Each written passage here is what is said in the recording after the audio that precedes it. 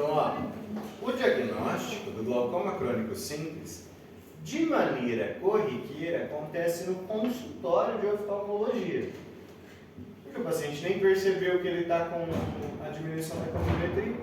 Então ele foi lá para qualquer outra coisa, ele está com conjuntivite, está com blefarite, foi para o consultório médico, a gente fez o teste e percebeu a alteração na campimetria.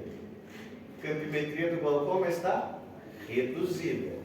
Pensei, porra, isso aqui pode ser um glaucoma. Como confirmar que pode ser um glaucoma?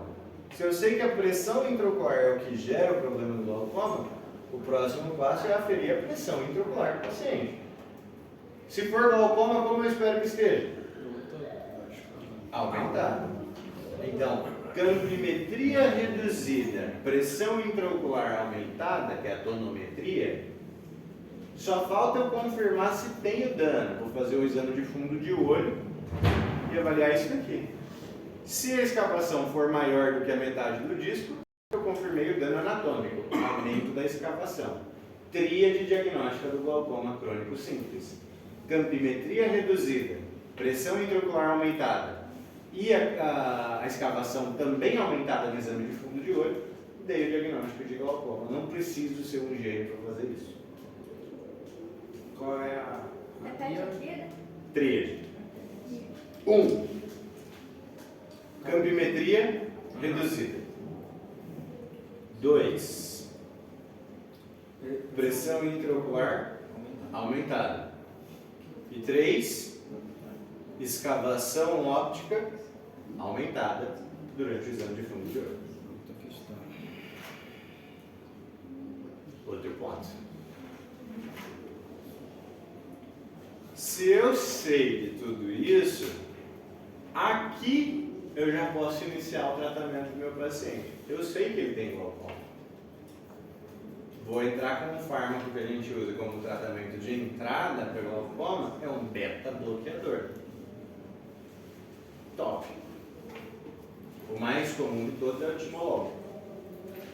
Indico o timolol para o meu paciente e refiro o paciente para serviço de oftalmologia, que ele vai ter que fazer segmento. Até aqui, timolol? Suave. Timololzinho. O exame que verifica é o fundo de olho, né? Fundo de olho. Ou fundoscopia. Fundoscopia. Mas tem um aparelhinho também, né, professor? Oftalmoscópio. Aquele que faz o arzinho atrás. Não. Aquele do arzinho é para aferir a pressão intraocular. Aí já é a pressão, né? É que o que a gente tem mais à mão, eu te digo assim, mais à mão, assim, no nível secundário de atenção, porque num postinho eu nunca vi aquele. É o tonômetro de Goldman, que é um aparelhinho que encosta mesmo na superfície do olho do paciente e mede a pressão. Mas aquele é tonômetro digital. Você aperta o negocinho, uma descarga de CO2 empurra a córnea do paciente e vai medir a deformidade. De acordo com a deformidade, ele estima a pressão intraocular. Na prática, falando para vocês assim, do ponto de vista Hospital Regional Pedro Juan Cavalheiro, não tem um tonômetro de Goldman nem com a porra. Se tiver um oftalmoscópio é porque tem um interno Batman ali por perto que carrega tudo na pochetinha. Nunca vai usar, mas ele carrega. Na prática clínica, a gente avalia o paciente, faz a campimetria, porque a gente consegue fazer a campimetria por confrontação, e pela anamnese a gente vai chegar à hipótese diagnóstica de glaucoma. Mas para dar o diagnóstico completo pela tríade, no hospital regional, só o oftalmo que vai conseguir. A gente que está lá na clínica geral não vai dar conta. A não ser que seja um quadro de glaucoma agudo. O glaucoma agudo, o paciente nem vai para o oftalmo. O paciente corre PS, ele quer ajuda agora, é um quadro extremamente doloroso e muito sintomático. Por isso que é o glaucoma agudo que eu preciso que vocês saibam com toda a certeza da terra, porque vocês vão perder o CRM de vocês se deixarem vocês fizerem cagada com esse paciente. Glaucoma agudo de ângulo fechado não tem mistério. É um quadro que se deve ao aumento súbito da pressão dentro do olho. Se a gente sente uma pressãozinha de fora para dentro no olho, a gente já sente incômodo, já dói, não é? Imagina a pressão aumentando de dentro para fora. A dor é uma dor, eu queria dizer insidiosa, mas ela não é. É que ela é progressiva, ela é muito rápida, só que ela é progressiva. Começa com uma sensação de corpo estranho, parece que caiu um cílio dentro do olho. Ela começa a esfregar, o paciente começa a esfregar aquilo para tentar limpar o olho, só piora, porque quando ele esfrega aumenta ainda mais a pressão. Então é um quadro de dor ocular que se irradia para a cara do paciente e faz cefaleia ao mesmo tempo, da intensidade da dor desse paciente. E é uma dor que é emetizante. O paciente chega a vomitar por causa da dor que ele está sentindo. De maneira geral, só esse quadro de dor na cara, cefaleia, náusea e vômito te faz pensar em duas coisas. Um, quadro de migraña, enxaqueca, e dois, quadro de cefaleia em salvas, que é a mesma coisa. O paciente da cefaleia em salva vai estar lá no PS do mesmo jeito, com a mão na cara assim, não quer que ninguém encosta nele de tanta dor que ele está sentindo. Diagnóstico diferencial é que no glaucoma agudo de ângulo fechado, a dor começou no olho e se irradiou para todo esse lado. Enquanto da cefaleia em salvas, a dor começa como uma cefaleia e se irradia para a cara. O olho fica irritado, doutor? Fica, no glaucoma agudo fica. Sim, mas esse também é um dos diferenciais. Ou é outro diferencial, exatamente. O que a gente tem que aprender a pescar rápido na história é como um ciclo. A tua anamnese tem que ser um ciclo. O motivo de consulta dessa paciente é a dor. Primeira coisa a se perguntar na dor é quando apareceu e aonde apareceu. Começou há 1 hora atrás, começou no meu olho. Pronto, aí você já tirou todos os quadros de cefaleia de probabilidade diagnóstica. Poderia ainda ser um quadro de neuralgia do trigêmeo, enfim, várias coisas. Mas vamos avaliar o resto da clínica. Além da dor ocular, a gente vai fazer o exame físico da paciente. E a gente vai achar a tríade diagnóstica do glaucoma agudo de ângulo fechado. Que é hiperemia ocular, olho vermelho. Edema de córnea. Está vendo que a córnea da paciente está até meio opaca? Não está aquela transparência bonitinha de centro, ela está meio opaca, principalmente aqui no centro. Isso se deve à pressão que está exagerada dentro desse globo ocular. Aqui pode chegar a 70, 90 milímetros de mercúrio com facilidade, coisa que era para ser entre 10 e 20.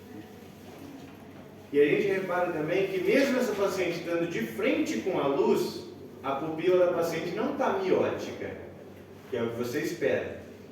Então vai ter uma midríase paralítica. Por que tem midríase paralítica? Por causa dessa condição aqui. A íris do paciente está sendo empurrada contra a córnea. O esfíncter pupilar não consegue contrair aquilo. A pressão é muito intensa, está empurrando.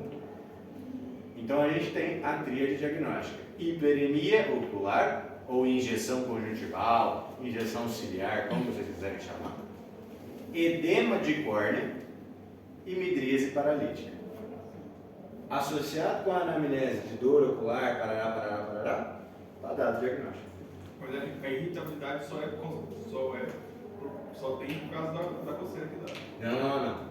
Acontece uma dilatação de todo o globo ocular, dos vasos do globo ocular, tentando aumentar a drenagem.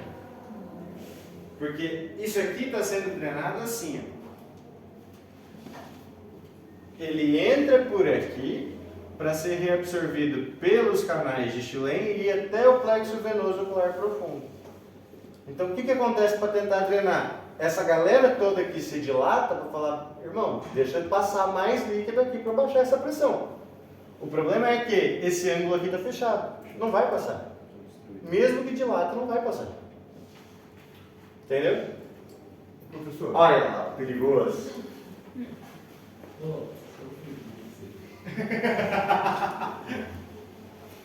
Mano. Professor, mas por exemplo, assim, a pessoa chegou lá a gente detectou isso lá clinicamente que era um agudo, né? Uma situação aguda, um glaucoma agudo. Por exemplo, a gente pode dar o timolol, certo? Mas, professor, não daria para dar uma de amox também? Pode. Porque daí você inibe esse fluxo, né? Inibe esse fluido. Pode. De maneira geral, usa-se várias drogas. Várias drogas. Para dor, aí no caso o que, professor? Essa paciente, além do quadro ocular, ela está com um quadro com alteração do estado geral, porque ela está com náusea, pode entrar com ondansetrona, não está indicado metoclopramida pelo negócio extrapiramidal lá, a reação extrapiramidal. Não está indicado, então usa-se a ondansetrona. Além do quadro doloroso, pode-se usar derivados de opioides, tramadol, morfina, pode-se usar o que você quiser para controlar a dor. Ah, só tem dipirona. Dá a porra da dipirona, faz alguma coisa para acalmar a dor dessa dor.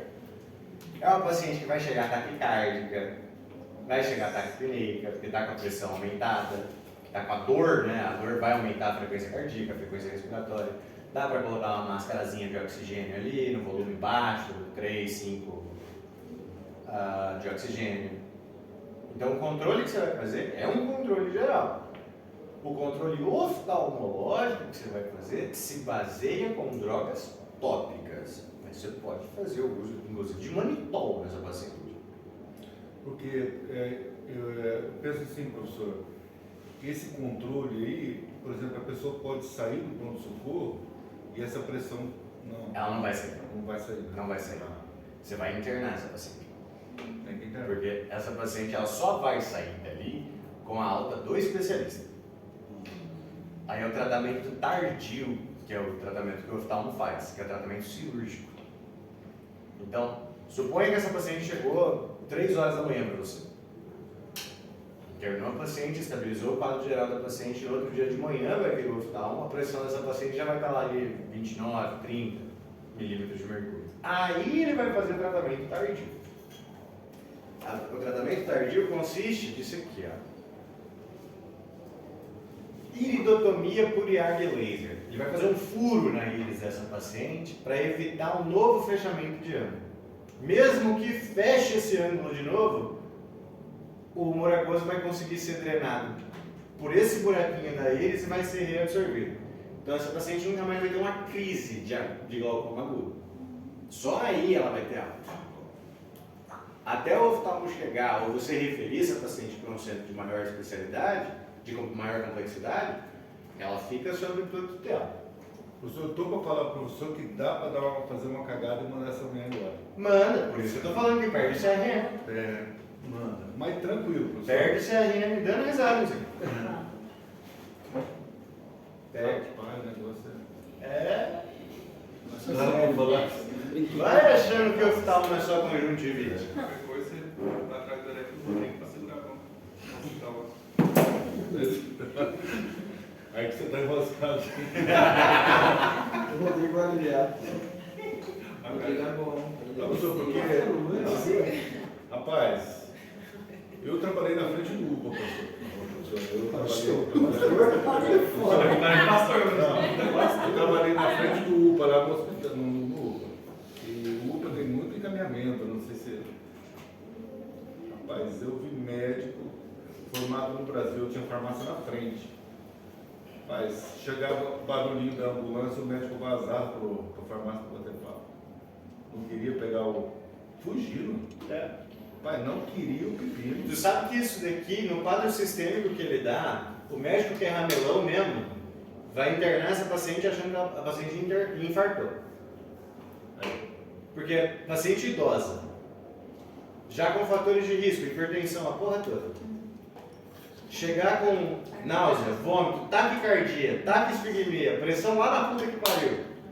Olhou para aquilo e falou, roda o elétrico nessa porra aí que a velha tá infartada. Abre o protocolo de doutorado. Não, aí, professor, aí ela vai... Essa mulher ela não vai melhorar o quadro porque o que precisa ser tratado. A condição de base, que é o aumento da pressão intraocular. Vai liberar ela, daqui a pouco já perdeu as listas dela. Chama Por isso que é bom ser o médico do encaminhamento, né? Chegou em caminho, sabe onde está. Próximo.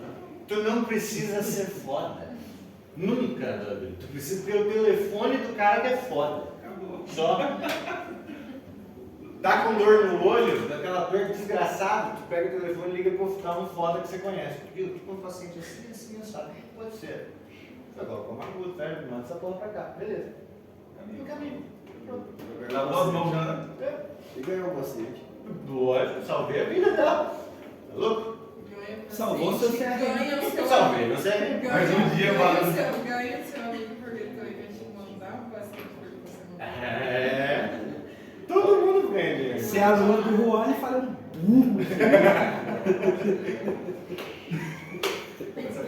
Então aqui, ó, tem as drogas que a gente usa classicamente. A droga de entrada é o timolol. A brimonidina é um alfa-2 agonista, então potencializa ainda mais. Colinérgico, que é a pilocarpina, ele força a miose do paciente, então está indicado no glaucoma de ângulo fechado, no de ângulo aberto não faz sentido, já está aberto mesmo, não tem porque eu queria abrir. E o análogo de prostaglandina, o latanoprost, isso aqui é uma opção, porque ele aumenta a via de drenagem alternativa, não drena pelo limbo. Vai diminuir a pressão independente se o ângulo está aberto ou fechado. Só que isso aqui é uma fortuna, nunca vai ter no SUS. Isso tem na farmácia. Tem. É porque, pensando do ponto de vista administrativo, se esse daqui, junto com esse daqui, fazem a mesma coisa que esse daqui, só que esse custa 3 vezes mais do que os dois juntos, não tem por que tu comprar esse aqui. Mas, de uso contínuo para o paciente, do manejo oftalmológico, é muito comum essa prescrição do O latanoprost. estimulou é R$5. Esse aqui 100 e quantos? Aí serão 100 conto para você. Então aqui tem um comparativinho para vocês. Ângulo aberto, ângulo fechado. Ah, perdão, aqui é fechado, porra. Ângulo fechado e ângulo aberto. Diagnóstico do fechado em urgências, do aberto em consultório. Então, se na tua história clínica está lá, paciente procura consulta em consultório de oftalmologia, dificilmente vai ser um quadro de glaucoma de ângulo fechado. Se o paciente acude a serviço de urgência por dor ocular, muito provável que seja fechado. Obrigado, doutor. Nada. Te amo. Questão de prova. Ó, dor, fotofobia, midríase é o classicão que a gente vai ver, enquanto no glaucoma de ângulo aberto, só as alterações da tríade. Então, campimetria reduzida, tonometria aumentada e fundo de olho com escavação também aumentada. Fatores de risco no glaucoma de ângulo fechado, principalmente em asiáticos e pacientes com a câmara anterior rasa. E no glaucoma crônico simples, a gente tem a raça negra como principal população de risco.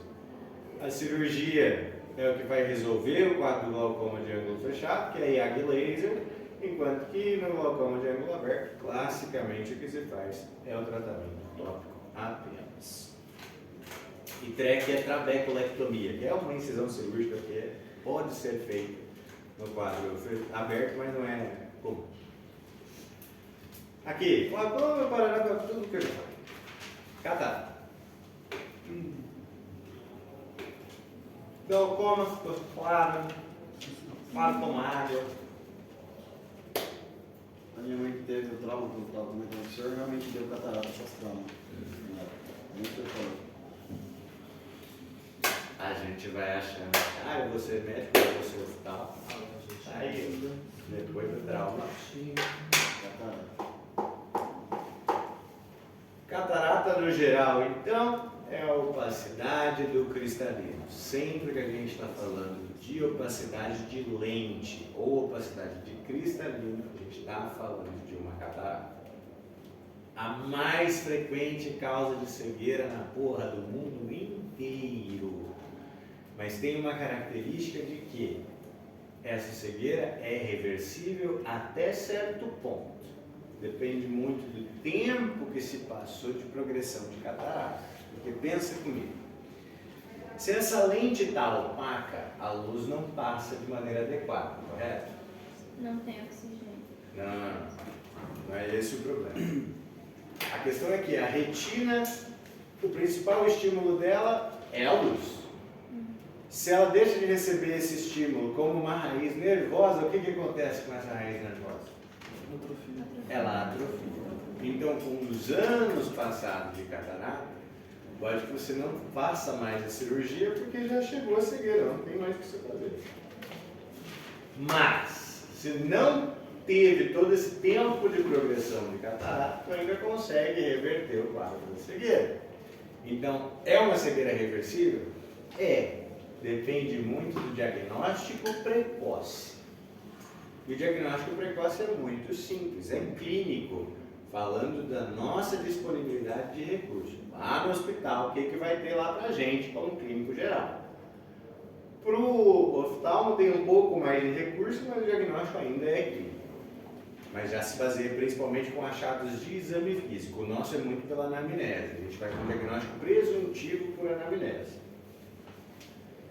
A gente classifica ela em dois grandes grupos. Cataratas que são adquiridas e as congênitas. Qual que é a mais frequente? Adquirida ou congênita? Adquirida. Então eu prefiro que vocês prestem mais atenção nisso daqui do que na congênita. Tem que saber que tem congênita também. Mas as mais frequentes são adquiridas, então vamos entender elas. Principal de todas elas é a adquirida senil, que é relacionada com a idade. Muito frequente em pacientes acima de 60 anos. Se o paciente tiver menos do que 60 anos, a gente classifica como pré-senil, porque ainda não chegou na idade para a gente considerar aquele quadro senil. E a pré-senil tem 3 causas possíveis. Então ela pode ser pré-senil metabólica, que é quando o teu paciente tem uma doença de base sistêmica. Mais comum delas, diabetes mellitus. Pré-senil tóxica, que é quando o paciente faz uso de algum medicamento com poder de cataratogenicidade, que é a opacificação do cristalino, sendo mais frequente de todos, corticoide. O paciente em corticoterapia prolongada classicamente se complica com catarata pré-senil. E a catarata pré-senil secundária. Não confunda o secundária com metabólica. A metabólica, teu paciente tem um diagnóstico sistêmico de base, enquanto que na secundária, teu paciente tem um diagnóstico oftalmológico de base. Exemplo, ele tem uma uveíte, ele tem miopia alta, ele tem glaucoma, alguma coisa oftalmológica que vai gerar a opacidade. Então são esses 3 tipos de catarata pré-senil. 1, metabólica por diabetes. 2, tóxica por corticoide. E 3, secundária por qualquer doença oftalmológica de base, glaucoma, uveíte, a porra toda. E a terceira subclassificação é a traumática, que é a catarata mais frequente entre os jovens. Seja ele trauma aberto ou trauma fechado, pode gerar opacidade. Então daqui a gente já tira 3 perguntas. Qual é o tipo de catarata mais comum na população global? Adquirida senil. Qual é o tipo de catarata mais frequente em pacientes portadores de diabetes mellitus? Pré-senil metabólica. Pré-senil metabólica. Qual é o tipo de catarata mais frequente entre os jovens? A traumática. Traumática. Se o meu paciente for diabético e tiver 70 anos, a catarata dele vai ser o quê? Não, vai ser senil. Vai Vai ser ser senil. senil. Vai ser senil. Já tem mais de 60, é senil. Qual que é mais frequente entre os jovens? A traumática ou a congênita? Traumática. Congênita é sempre menos frequente. Doutor, na hora da avaliação, eu estou analisando pela minha mãe, né? Que ela tem 62 anos de idade, ou seja, maior de 60 anos, né? E teve um trauma. Como que o oftalmo vai saber se aqui é um descolamento de retina? Não. Ou descolamento de retina não? A catarata. A catarata, ou se vai ser pré-senil? Não. Pré-senil. No caso dela, é impossível que seja um quadro pré-senil. Como o dela foi diagnosticado no pós-trauma, o que classificou ela é que é uma catarata traumática, independente da idade. Não tinha antes, né, também? Agora, se ela já tivesse um diagnóstico precoce, ia ser catarata senil. E com o trauma piorou. Ainda assim, é um quadro senil que foi diagnosticado. Doutor, nesse caso, por exemplo, a mãe dele, o Everton está aqui, a mãe dele vai em outro oftalmologista, só vai. Só que ela não sabe explicar que foi diagnosticado com trauma. A catarata dela chega lá, todo mundo. Ele vai diagnosticar catarata. Só que ele vai saber o que ela. A anamnese que ele vai me dar. Porque se eu sei que tem catarata traumática, eu vou perguntar. Né? Alguma vez levou algum golpe, alguma coisa assim no olho, passou por alguma cirurgia, não sei o quê? Não fiz nada disso. Beleza, aí é uma cirurgia. Não, eu tive sim um trauma do acidente e tal, machucou o olho, e a partir daí começou meio que ficou ruim a visão. Aí fica como traumático. Das congênitas, a gente tem 4 grandes grupos, mas o principal delas é a coassociação sistêmica por uma infecção pré-natal. Por que é menos frequente? Pensa comigo. Se a infecção pré-natal é a principal causa de glaucoma congênito, se eu estimular o pré-natal da gestante, eu vou reduzir muito o risco de infecção, correto? Do neonato, no caso.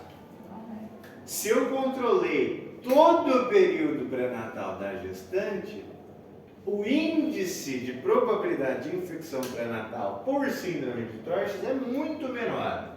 Então, hoje em dia, é muito incomum o diagnóstico de catarata congênita, porque a gente faz cuidado pré-natal. Ainda tem? Ainda tem, como ainda tem mulher que não faz cuidado pré-natal, então está sujeito a essa infecção. Só que, num panorama geral, o que é importante é isso daqui. Entendeu? Isso daqui está ótimo. Essa outra classificação é segundo a intensidade da opacidade. Se o cristalino do teu paciente ainda tem área de transparência, imaduro. Se já está tudo opaco, maduro. Se além de opaco está com edema, intumescente. Se já começou a enrugar a cápsula desse cristalino, hipermadura. Se já derreteu o cristalino inteiro, morganiano. Isso daqui é de um ponto de vista mais oftalmológico. Para vocês, para nós, médicos não oftalmologistas, isso daqui não se aplica à nossa prática. Porque eu preciso fazer o exame de lâmpada de fenda, toda uma firula para o exame físico desse paciente para eu conseguir avaliar o índice de opacidade do cristalino. Então isso daqui é muito mais teórico para a gente. O que a gente classifica se é adquirido ou congênito. Como que é o diagnóstico disso aqui? Lembra sempre da característica da visão borrosa desse paciente. Visão borrosa é o principal sintoma. Ambliopia, uma visão sem foco. Essa visão borrosa, ela tem a característica de ser lenta, progressiva e assimétrica. Lenta porque são anos de evolução. Progressivo porque cada ano que passa aquilo vai piorando ainda mais, vai ficando mais borroso. Assimétrico porque classicamente o paciente vai referir para você: doutor, começou com esse olho, agora os dois já estão assim. A evolução é assimétrica, a tendência é a assimetria, mas a evolução da visão borrosa é assimétrica. Então o paciente vai chegar para você lá assim, 70 anos de idade, fumante, bebe uma pininha e tem dor na coluna, então toma corticoide e cuidado com o capítulo. Doutor, 5 anos para cá, eu percebi que minha visão está ficando fraca. Começou a parecer uma fumacinha nesse olho aqui. Agora eu vim atrás do senhor porque parece que nos 2 olhos já tem neblina o tempo inteiro. O jeito que ela te falou, você já entendeu. Que a visão borrosa foi lenta, porque foi 5 anos, progressiva, porque piorou, e assimétrica, que começou num olho e agora já está nos outros. Então, visão borrosa, lenta, progressiva e assimétrica é catarata até que se prove o contrário. No nosso exame físico, só tem uma coisa que a gente consegue fazer. Além de avaliar a acuidade visual do paciente vai ter diminuído, a dopimetria vai ter diminuído, toda essa porra toda. A função visual do paciente, obviamente, está comprometida. Mas eu vou pegar a lanterninha do meu celular, ou aquela lanterninha clínica bonitinha, iluminar a lateral do olho do meu paciente, instrui o paciente a olhar para você, e você vai conseguir ver pelo reflexo da lanterninha atrás da pupila, se atrás da pupila está opaco ou não está opaco. Se tiver esbranquiçado, opa, catarata. Em algumas ocasiões, que o paciente já tem uma catarata madura, hipermadura, a porra toda, você consegue ver o branco sem nem precisar da lanterninha, só com a luz do consultório você consegue ver. A pupila com aspecto esbranquiçado a gente chama de leucocória. Leucocória é um sinal de altíssima sensibilidade e alta especificidade da catarata. Então você junta as duas informações. Visão borrosa, lenta, progressiva, assimétrica, com leucocória, cada no diagnóstico clínico é uma catarata. A partir desse momento eu vou referir meu paciente. Por que eu não inicio tratamento na catarata? Porque o único tratamento é cirúrgico. Então, deu o diagnóstico clínico, refere para centro de especialidade, porque o tratamento aqui é cirurgia. Tá bom. É isso. Já faz um implante. Professor, tem um colírio. Já faz um implante de automático. A lente. A lente na hora. Esse é o tratamento cirúrgico. Tira a opacidade e bota a lente. O senhor tem um colírio claro visual, conhece? Conheço. Só que o claro visual tem um probleminha, né? O pessoal tem um comprimidinho dentro. Aí o pessoal, em vez de dissolver o comprimido, toma o comprimido. Oh, assim que é bom. Depois tira o comprimido. Mas assim, são vários os recursos, você vai ver polivitamínico, você vai ver aqueles negócios, ora pronobis com não sei o que, com não sei o que, com não sei o que, para curar a catarata. Não existe. Não existe. Não existe uma maneira. O único jeito de você não ter a catarata senil é morrer antes dos 60 anos. Gota do Zeca. Único. É. Sempre vai. Sempre vai. Gota do Zeca salva. Você vai ver. A hora que você estiver sentadinho lá, o povo vai levar a amostra grátis para você e falar, doutor, olha esse colírio, isso aqui cura catarata. Cura bosta. Por enquanto não tem essa, não. Então aqui, ó, catarata é a opacidade do cristalino. Classificação, adquirida e congênita, a adquirida é mais importante. A adquirida a gente subclassifica em senil, mais importante do mundo inteiro, traumática, mais frequente entre os jovens, e a pré-senil a gente vai subclassificar em metabólica, tóxica e secundária. Fatores de risco a gente tem que triar no nosso paciente. O principal fator de risco sempre vai ser a idade, degeneração senil. Se o quadro mais comum é do idoso, o principal fator de risco é ser idoso. O principal fator de risco. E a retinopatia diabética, já para a gente terminar. Catarata, ficou alguma dúvida? Encaminha para cirurgia. Encaminha para cirurgia. Dado o diagnóstico clínico, Não é deodorado. nosso manejo é referir o paciente, porque vai ter que operar. Ainda, esse paciente vai falar para você, mas doutor, eu mudo de óculos cada 6 meses. De começo pode ser realmente que tenha uma melhoria, porque vai corrigir o problema de refração, mas não vai corrigir o problema da opacidade. Então de começo está ótimo. Aí quando você fala para ele, vai ter que operar, mas não dá para trocar de óculos? Não, tem que operar. É o único tratamento possível. Retinopatia diabética, a que mais parece complicada, mas é a mais de boa de todas. Retinopatia diabética é uma complicação crônica da diabetes, que se classifica como uma microangiopatia. Essa microangiopatia afeta os vasos da retina, porque a gente está falando de retinopatia diabética. A evolução dela gera cegueira. É fácil da gente entender o porquê, e é isso que eu preciso que vocês entendam. Como que a diabetes vai levar a cegueira do paciente por afetar os vasos da retina? Vamos lá. Esses vasinhos têm uma função primordial que é levar sangue com oxigênio. Problema no paciente diabético de longo tempo sem controle.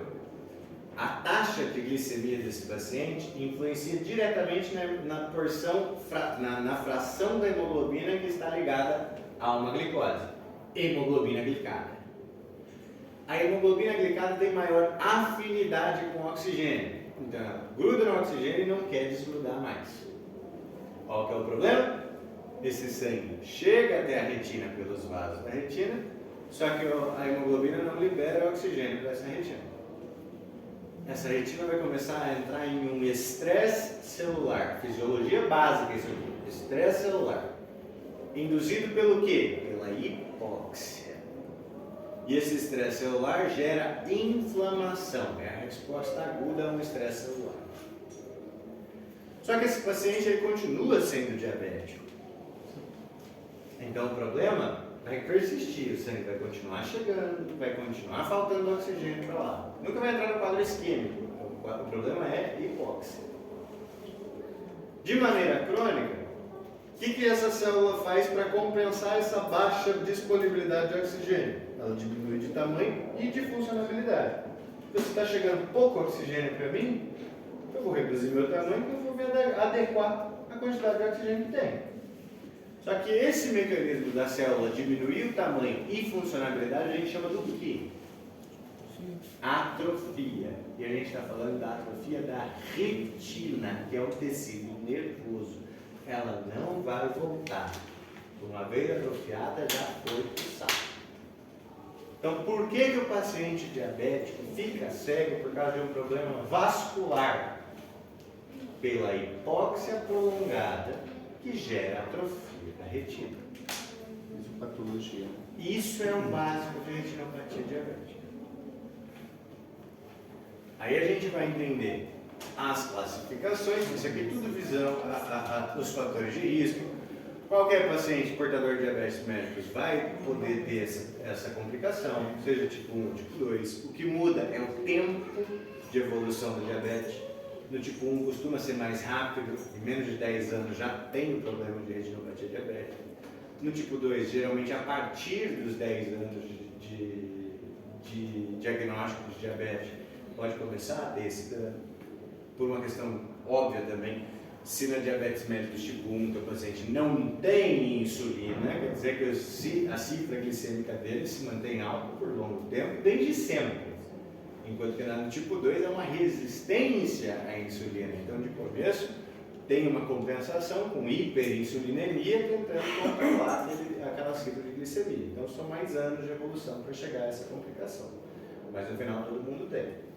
Desde que o paciente seja diabético e com controle deficiente dos níveis de açúcar, a gente pensa na probabilidade de retinopatia diabética. Clínica, inicialmente é assintomática, porque a primeira alteração, vou passar para cá primeiro. Vamos aqui nas alterações, antes de falar da clínica. Quais são as alterações morfofisiológicas que a gente tem nessa retina? A primeira coisa são os microaneurismos, porque os vasos estão sensíveis, então acaba dilatando em algumas áreas específicas, de maior fragilidade capilar. Quando ele só dilata um vasinho que já estava lá, não vai gerar sintoma. É só uma dilatação de um vaso. Não vai mudar nada na visão do paciente. Então, o paciente, na forma inicial, ele é assintomático, mas ele já tem a doença. Por isso que eu, médico geral, diagnostiquei diabetes, eu tenho que fazer o controle de fundo de olho. Ah, eu não tenho oftalmoscópio. Então eu tenho que mandar esse paciente para um oftalmo para ele fazer um fundo de olho, porque ele já pode ter retinopatia diabética e nem sabia. A partir do momento que esse microaneurisma rompe, aí vai começar a sujar o vítreo. Então vai ter microhemorragia e exudado. Aqui começa a manifestação visual. O primeiro sintoma que esse paciente vai ter são as moscas volantes, os escotomas móveis, porque está sujando esse vítreo. Então, a partir do momento que o paciente começa a ser sintomático, ele já está na segunda alteração morfofisiológica da retinopatia diabética. Isso vai piorando, vai ter uma tentativa da retina de suprir essa alteração, ela vai dilatar os vasos. Então a gente vai ter anomalias microvasculares intrarretinianas. Uma dilatação segmentar dos vasos da retina, para quê? Para aumentar a perfusão, chegar mais sangue. Mas o problema não é esse. O sangue chega, ele só não libera oxigênio. A partir desse ponto, a retina começa a proliferar novos vasos, que é a neovascularização. Esses são os 5 passos que a retinopatia diabética tem, e a gente classifica essa retinopatia diabética de acordo com as alterações que ele tem. Se ele tem tudo menos neovascularização, que é a produção de novos vasos, ele está numa fase não proliferativa, porque ainda não proliferou vaso. A partir do momento que ele proliferou vasos, a gente está falando de uma proliferativa. Essa classificação é importante e a gente só faz com as alterações do exame físico. Só com fundo de olho a gente vai classificar em não proliferativa e proliferativa. Pela clínica, é uma clínica muito variável, porque se complica com diferentes quadros agregados. Pode gerar glaucoma, pode gerar desprendimento de retina, pode gerar uma porrada de coisas. Mas a clínica da retinopatia diabética é em si. Início é assintomático porque só tem um microneurisma. Começou a romper, vai fazer moscas volantes. Na progressão, o depósito do exudado é sempre a nível macular, porque os vasos estão em volta da mácula. Vai sangrar, vai escorrer para cima da mácula. E a mácula é a visão central. Então, ao contrário do glaucoma, que perdia a visão periférica primeiro, aqui perde do centro para a periferia. Então, a perda visual do paciente é central com evolução à periferia. E na progressão final, gera cegueira, assim como o glaucoma. E a cegueira também é irreversível. Desde o ponto de vista médico geral, o nosso tratamento consiste em controle metabólico. Glicemia, dislipidemia, cifras de pressão arterial. Do ponto de vista oftalmológico, tem o uso de antiangiogênicos, ou seja, fármacos que inibem a neovascularização. Panfotocoagulação, que é uma profilaxia tanto para a neovascularização quanto para o desprendimento de retina, que é uma complicação da retinopatia diabética. E a vitrectomia em caso de complicações. Já teve hemorragia, já teve desprendimento de retina, já teve a porra toda. Aí faz a vitrectomia. O que eu preciso que vocês saibam? Que o controle desse paciente é metabólico, não é controle glicêmico apenas. É controle metabólico. Pensar no todo que esse paciente pode sofrer. O que esse paciente pode ter além da diabetes que piore a saúde vascular? Primeira coisa, hipertensão arterial. Então, além do controle glicêmico, eu vou controlar as cifras tensionais. E a segunda coisa mais frequente é sedentarismo e dislipidemia. Então, controlar níveis de triglicéridos, principalmente, e fomentar a vida com prática de exercício regular. Não preciso que o meu paciente saia do meu consultório e vá para uma academia de crossfit. Não. Mas no mínimo uma caminhadinha 3 vezes na semana está ótimo para o meu paciente. Isso falando do ponto de vista médico geral. Suspeito ou avaliei o fundo de olho, vi que tem mais lesões, vi que meu paciente está aqui, ó, já tem anomalia microvascular. Eu sei que o próximo passo é proliferar vaso. Refere esse paciente porque possivelmente vai fazer antiangiogênico e panfotocoagulação. É isso. E